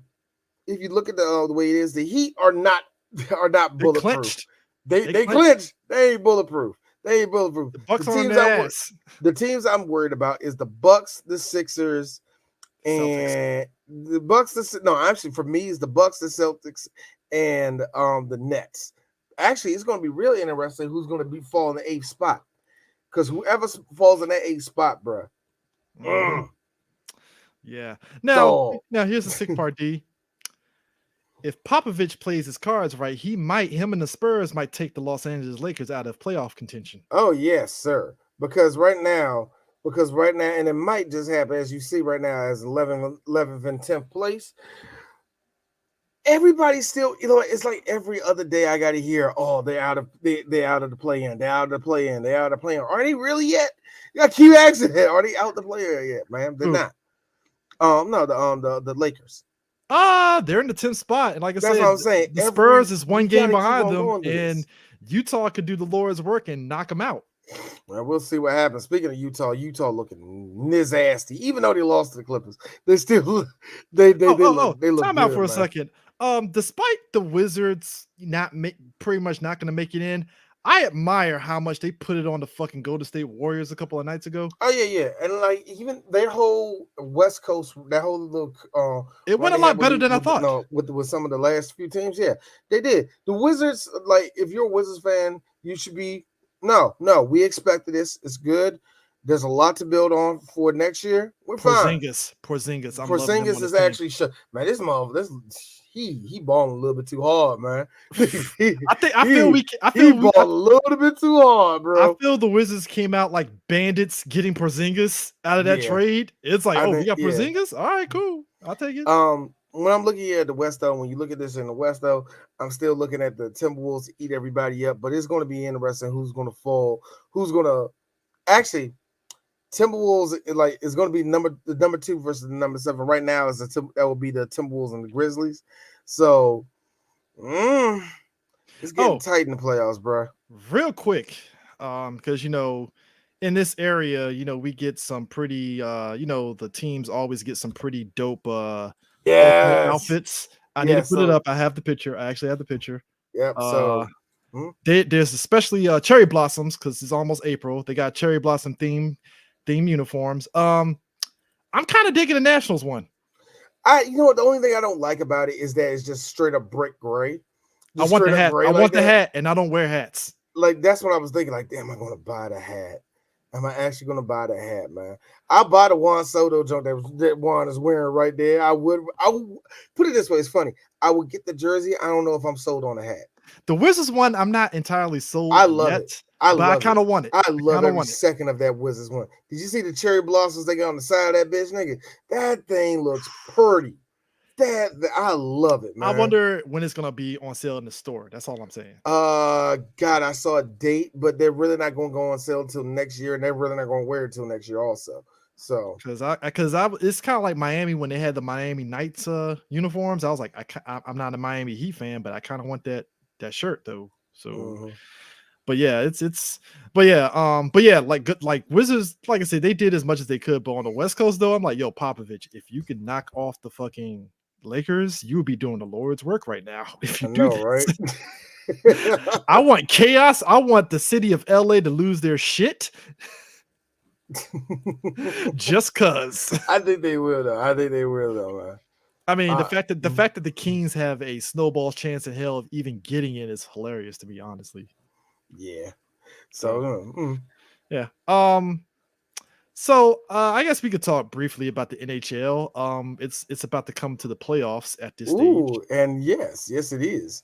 It's getting very cold, as they say. It's definitely getting cold. It's not exactly playoff time in the NHL, y'all, but it's almost there. So Caps are in play, to be fair. So I'm now, loving that. as you see right here, the Atlantic Division, the Panthers and the Lightning. Those are the two teams. They are nasty right now, both of them, man. They are really good right now. And The only team I really don't like the Maple Leafs, like so far, Panthers, Lightning, Maple Leafs, Bruins. That's what it is so far. Coming out of the Atlantic Division, over here in Metro Division, Capitals hanging on. The Caps has got it though, because you see the Caps, they're sitting at 84 points. yep. And the Blue Jackets, they're not going to make it. Columbus ain't going to make it. But So Capitals will get in on a wild card spot easily. I think they will. Yeah, the Penguins, Rangers, Hurricanes, like everybody in the Metro Division, I don't like except the Hurricanes. The Hurricanes is the team, man. The Flyers and Canadians are officially out of Yes, contention. they are done. I know they're done. The Central Division, Ottawa might be next. Wait a minute, over in the East. Yeah, East is looking like the Jersey and Ottawa are going to be next on getting eliminated out of contention. The Canadians, the Senators, the Sabres are done. No, actually, all of them are done. Yeah. All of them are done. Yeah, you look at the point spread. No, they're still. Done. Yeah, unless the Red Wing. No, if anybody has a chance, no, they're done. I'm looking at the Blue Jackets. I'm trying to give the Blue Jackets. They ain't gonna do it. No, over in the West Coast though. Over in the Central Division, man, Avalanche. I know they're the favorite right now, but everybody like the Avalanche. Calgary might give them a run for their money, to be honest. Calgary has been on a. I mean, they lost the other night, but they've been pretty strong. Yeah, and then you got the Kings. Like the Kings is the team I was on. It's like the Kings, the Oilers, and the Golden Knights. Right now, the Canucks are still in it. The Sharks are still technically in it too. Yeah, and the same thing on the other side. The only teams that are still in it. See, it's always the West Coast, man. The Jets and the Stars. The Jets and the Stars are still in it. They can easily push the Predators out the way, or the Predators or the Blues out the way. The Krakens, the Seattle Kraken, and the Arizona Coyotes are out. Kraken. The Kraken, not the Kraken. I'm still ones that they're out. The Ducks are out. I'm still team. No, the Ducks are still in it. I'm still team. I want to see the Golden Knights kind of buck odds and still do their thing, but no, not this season. They're done. I think all their magic is done. All the juice that you had with the older players and the players that kind of got overlooked, that's gone now. So that's not going to happen for the. That's not going to happen for them. So D, shifting over to the NCAA. D, the state of North Carolina is going to be in a civil war this weekend. Christopher, do you realize that you and I were geniuses this year? I said Duke. I said, what would happen if Duke gets it all the way? Boy, how is it, Chris, that we nearly got everything? We were close. All of our big picks. I think you were close with Kansas. You were close with Kansas. I was very close with Kansas. I kind of had Villanova as my dark spot, so it's like, all right, I kind of was sort of there, almost. Where is it? I had this thing open up so I can blow. But the fact that both of us were like, Duke might go all the way because of Coach K's last year, I'm like, it's looking that way. I gotta tell you, Chris. Now I want you to look at this one section. I'm gonna share this thing. I want you to check this out. Now. You were like, like I said, we were both like scary right when it came to this. Like we both said that what is it? Yeah, we both said that you see that down there, Duke won't go to Michigan State, going to Notre Dame, going to Texas, and all that. We was right about that. We was right about I was right about Gonzaga not making it. I was right about that. The one thing I liked was you picked North Carolina. Now. Fun part about you picking North Carolina is that neither, like the one pick I had was Purdue.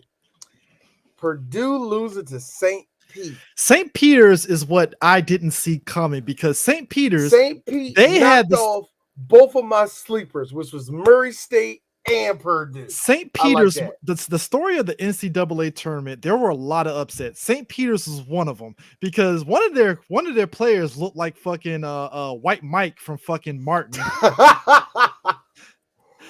And like the story was like, St. Peter's beat Kentucky. That was the one that had me dying because them Kentucky players were fucking losing their shit. The whole niggas crying, man. Woo, man. Now. The fun one where Chris and D were prophets. I said Kansas. Oh yeah, Kansas. We said that Providence was going to flex. We both said that Iowa State was going to do something. We both said that Miami or Florida was going to get there. So we were almost all correct with the Midwest down there with Miami and Kansas, man. Mhm. But up here, yeah, we were jive like all. I think we both just said Villanova to get it over with. yeah. But the state of North Carolina is going to be in civil war. Yes, they are. You thought, yo, look, I have half my family that were pissed when North Carolina beat Duke in the regular season, and it was fucking hilarious. Let me tell Because you again, something. It's this was number Coach 2 K. Duke versus number 8 Carolina. Understand, folks, that was Coach K's last game at Duke Stadium, and everybody's like, "Oh, Coach K and Duke got this." North Carolina came in and put their dick on the table and was like, "Nah, bro, not today." So now this is the revenge game, Duke, North Carolina. How big of a deal would that be to every North Carolina fan that they took out Coach K in his last year? What if Coach K pulls a Tom Brady? I'm not retiring. I'm staying in. Nah, I think Krzyzewski's done. Krzyzewski's done. But that being said, though, I will say this: the bigger story to me is that. But have we looked on the other side where we got Villanova and Kansas? We got these two big names. Number one, number two. Number one and number two. Pretty damn good year. That's all. It was a good year this year. And all it took was us not predicting crap. We just said, "Who do you like?" That's all we said. We came very close this year. We came very close this year to having almost everything right, man. So yeah. I like the fact that we tried, man. We tried this year, son. We tried, Now on the other side, okay, on the women's side, Maryland women came so close. Stanford barely got by. Barely got by. It wasn't even like it wasn't even a sweep. Stanford just had some lucky shots go their way, and that's how they beat Maryland. And I was like, oh fuck. Because I really believe Maryland could have beat Texas easily. Mm-hmm. And we would have got Maryland versus Connecticut, which is a rematch. I can't say that they were going to beat Texas. I didn't. You know what? They beat Texas in the regular season. That's why I know that, but I don't think they was going to beat them. I don't think they was going to beat them in the tournament, man. You know what I'm saying? It felt like one of those things. I don't think because I wanted Maryland, Connecticut so bad just to get their revenge on them. I knew that wasn't going to happen, man. I knew when Connecticut, Connecticut beating North Carolina State was the one that pissed me off, though. Really? That pissed me because I don't like Connecticut girls, man. I don't.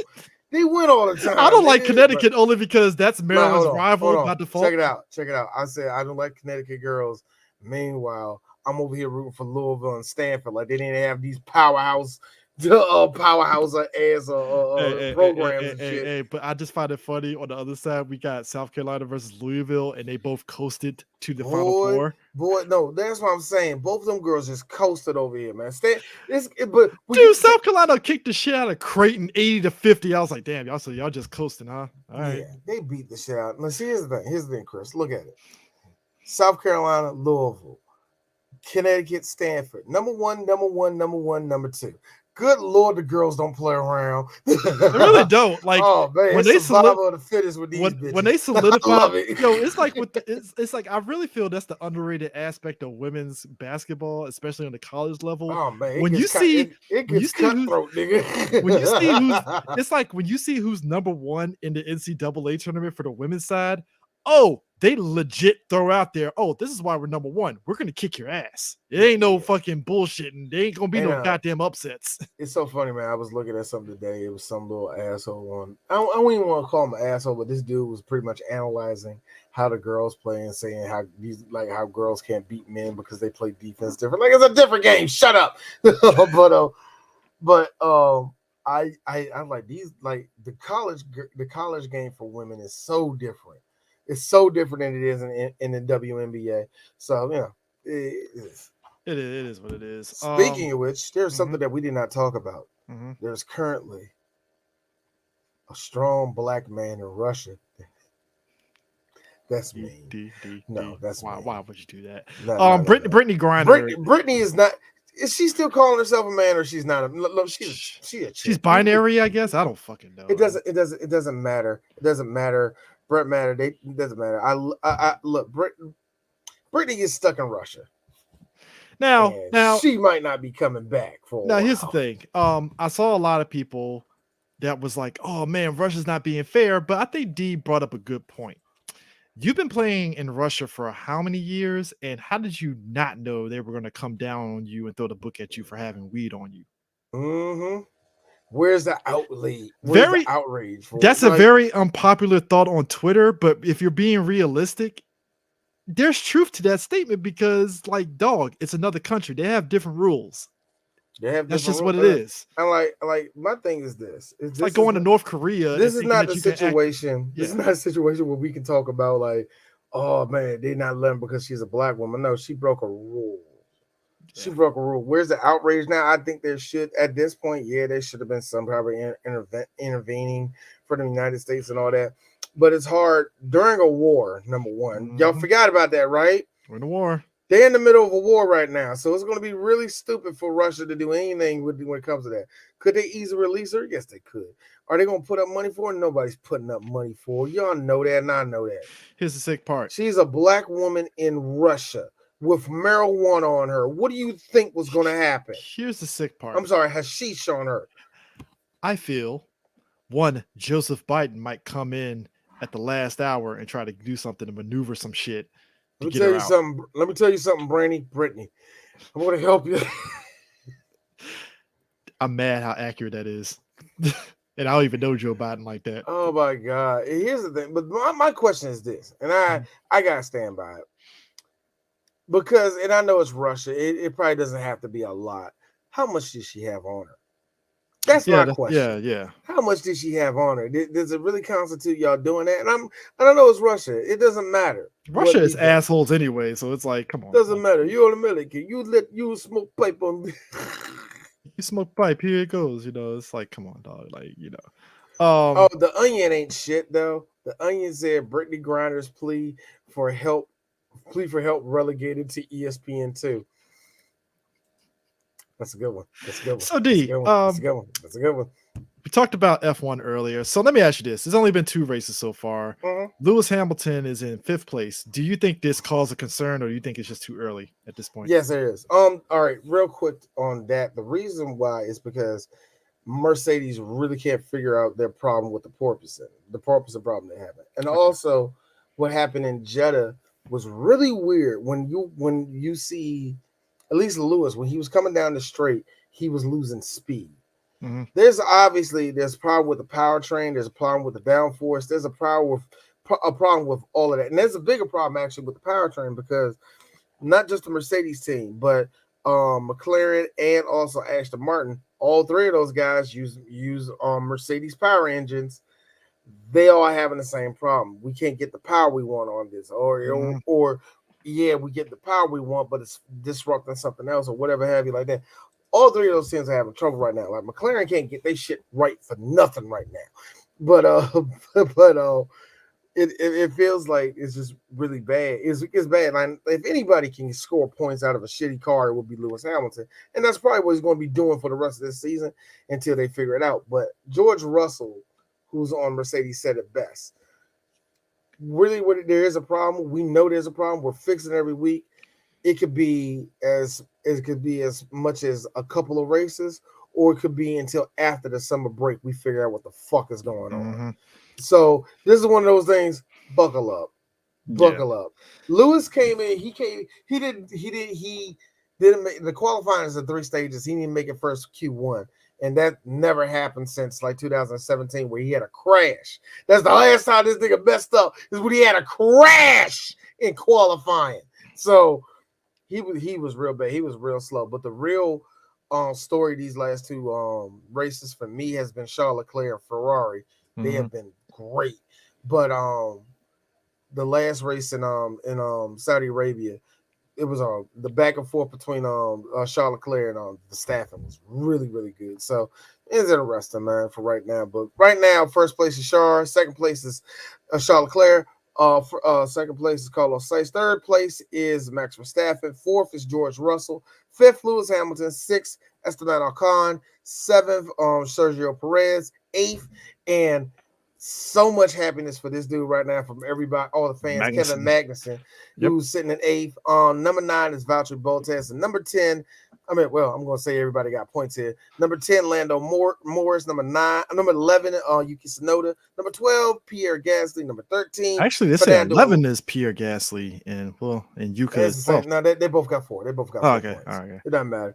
All Fernando Alonso's got 2 points, and Joe Guan Yu 1 point.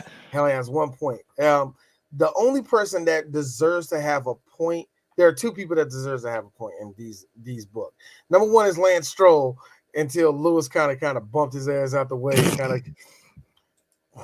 That was bullying, but he didn't have to do that there. Yeah. And the other person that needs it was probably Mick Schumacher, and it was unfortunate for Mick Schumacher because he was doing really good in Jeddah, during qualifying, real good.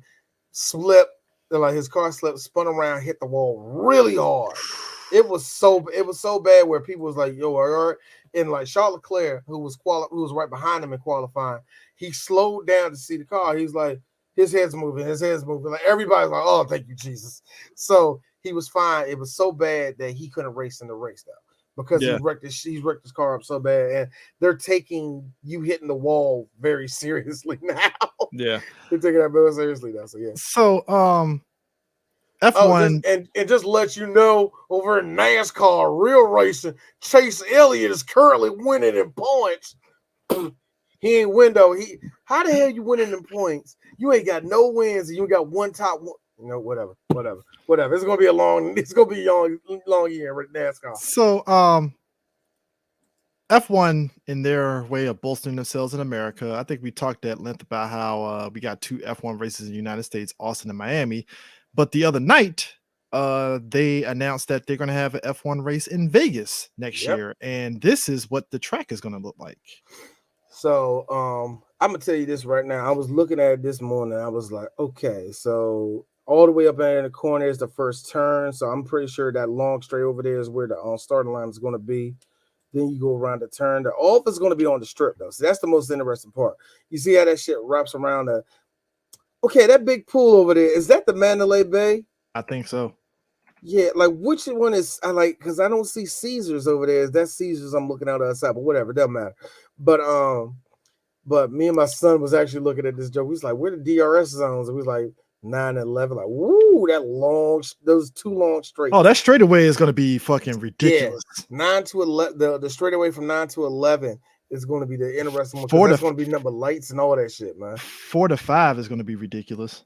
Yeah, that's going to be a nice one too. Like, as far as a track though, I wonder how fun it is to race. Now, actually, funny you say that. I have a video of somebody of Red Bull back in 2018 when they were considering it. I have a video of this. Yeah, I think that was the God, was that the one with Max? No, I think that was the one with Max, was like driving through Vegas. Yeah, I have the video right here. And it was some I think it's Oh shit.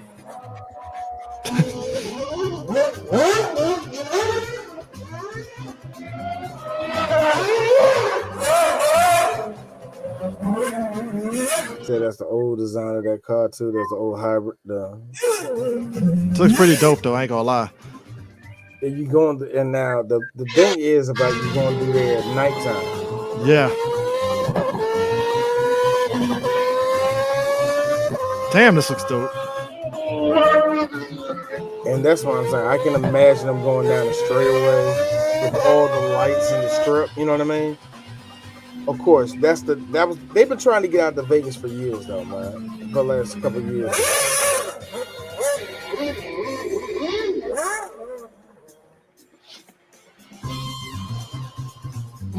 I mean, just the visual aspect of it is what makes it like kind of pop. And that's kind of like, if you look at their races in Singapore, the Singapore Grand Prix, and another one they do at night. Well, Saudi Arabia and Qatar, like them, they're just like these bright lights you see around there and all the rest of that, man.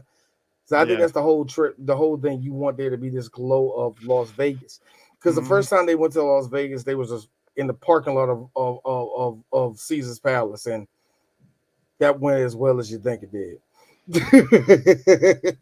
I mean, yeah, it's Mm. and I don't know. It's funny because a lot of folks were like, "Oh, we're getting another street race. All right, cool." Which to me, it brings up a point that I think I've said. So is F1 going to come to DC? And if it does, No, where would they no, no, no, race? no. That's the whole thing. You want their that's the thing. See, and I need people to learn this.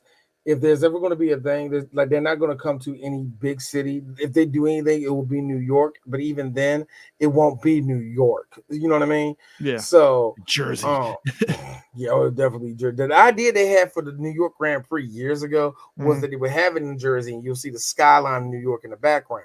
But all of that fell all apart because it was like shitty planning and all the rest of that. Mhm. But at this point, F1 is talking about they can have up to 30 races on the schedule. The problem about that is the teams won't get behind that shit. They're doing Mm. 23 right now. 23 is hurting the shit out of everybody right now. So them adding on one, they're talking about dropping one. They're talking about dropping. One of the ones that's really getting a lot of talk about dropping is two of them. And you'll know one of these tracks when I mention them. One is on the French circuit for the French Grand Prix. The other one is Mhm. for the Belgian Grand Prix, which is Spa. You Mhm. drove on Spa. Spa is fucking awesome. Everybody loves driving Spa. The problem about it is it's where it sits at logistically, the traffic to get out there. This is the same problem that they have at other tracks too in Eastern Europe, where just getting the people out there is a fucking hassle. But how can you keep people coming back there, especially when you got destination races like Miami and Las Vegas? You know what I mean? So there's going to be a lot of change in the next few years. But F1 realizing they got a big boost in American money, they're flexing. So of course they're going to do that. Yeah, I mean that's especially too And if they the yeah. one big thing is that they have confidence. They have the American audience to do so. That's the biggest part. That's the biggest problem they've been having with F1 for a while when it comes to certain countries. Do we have a big enough audience there? So yeah, Yeah.